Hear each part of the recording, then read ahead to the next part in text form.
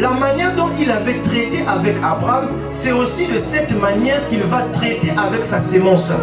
Parce que Dieu avait dit à Abraham, je te bénirai, je ferai de toi une grande nation. Et Dieu avait dit à Abraham, cette promesse n'est pas seulement pour toi, mais cette promesse, elle est pour toi et pour ta descendance.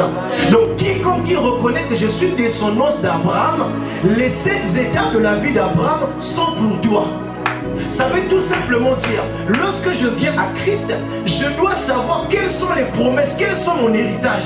Parce que le diable nous lie parce qu'on ne connaît pas notre position. Et Osée 4:6 dit, mon peuple périt par manque de connaissance. Imaginez-vous un instant, ton père est un roi. En réalité, toi tu es appelé à être une princesse et un prince. Mais tu te retrouves comme Méphibosheth à Lodébar, dans la boue. Tout simplement parce que tu ne sais pas où te situer. Et à cause de cela, beaucoup de personnes ont rétrogradé. Beaucoup de personnes ont abandonné la foi chrétienne parce qu'ils ne savaient pas où se situer dans le christianisme. Alors que la Bible dit que la promesse, elle est pour Abraham, pour les enfants d'Abraham. Ça veut dire Abraham a eu qui? Il a eu Isaac. Isaac a eu qui? Isaac a eu Jacob. Jacob a eu Joseph. Jusqu'à ce que Christ est né. Et Christ est allé donner sa vie à la croix pour que toi et moi, nous puissions toujours être héritiers de ses promesses. Quand on dit que non, Dieu a tant aimé le monde qu'il a donné, pourquoi il a donné le Fils? C'est pour que nous puissions toujours être en actualité des 7 étapes de la vie d'Abraham. C'est la seule raison pour laquelle Christ est mort. Donc quand Christ meurt à la croix de Golgotha, il libère des effets bénéfiques. Et ces effets bénéfiques, c'est tout simplement les 7 étapes de la vie d'Abraham. Et ici, frère Branham dit d'entrée de jeu, la même manière que Dieu avait traité avec Abraham, c'est exactement la même manière que Dieu va traiter avec chaque croyant.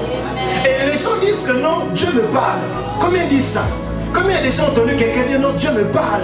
Dieu me parle en songe. Dieu m'a visité. J'ai senti comme si Dieu m'a parlé, il m'a inspiré. N'est-ce pas merveilleux?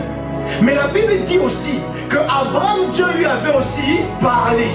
Mais Dieu dit que Dieu n'était pas encore avec Abraham. Dieu ne marchait pas encore avec Abraham. Jusqu'à ce que Dieu va demander à Abraham de sacrifier Isaac. Et quand Abraham va sacrifier Isaac, c'est seulement à ce moment-là que Dieu va dire, je peux maintenant marcher avec toi. On peut maintenant être amis. Donc si on s'arrête, Dieu me parle, Dieu me visite, ce n'est pas suffisant dans le christianisme. Oh non, j'ai reçu une visitation, l'ange m'a parlé, j'ai vu ça, ce n'est pas suffisant.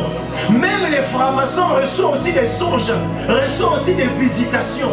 Mais là, où est la différence entre la sémence de Dieu et la sémence du serpent?